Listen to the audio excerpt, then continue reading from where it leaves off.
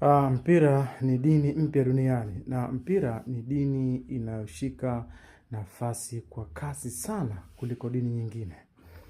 Hii imekaaje? Ni mtihani mkubwa na hizi ni katika alama za shetani kwa sababu mpira ni upuuzi. Kwa maana hiyo, ukikaa ukichunguza kwa makini, utagundua kwamba huu ni mtego wa shetani.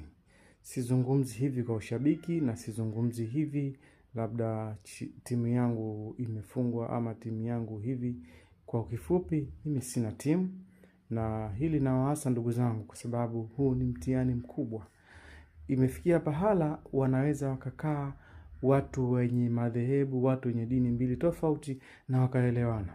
Lakini ni ngumu sana kukuta watu wenye timu mbili tofauti kukaa na kuzungumza pamoja.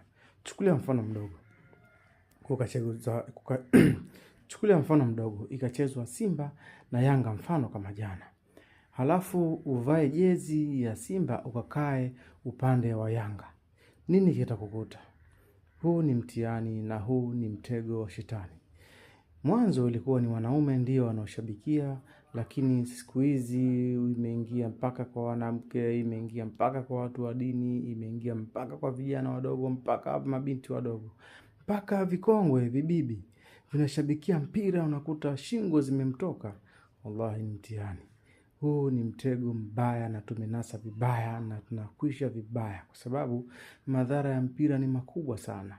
Na ndio maana wataalamu, watu elimu wakasema mpira ni haramu.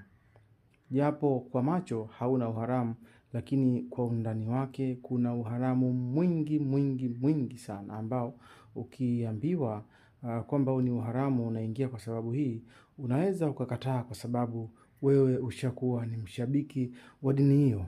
Kwa hiyo hii dini inatupeleka pabaya. Kikubwa ni kushtuka mapema na tunasuke mapema kujiepusha na majanga na madhila na mambo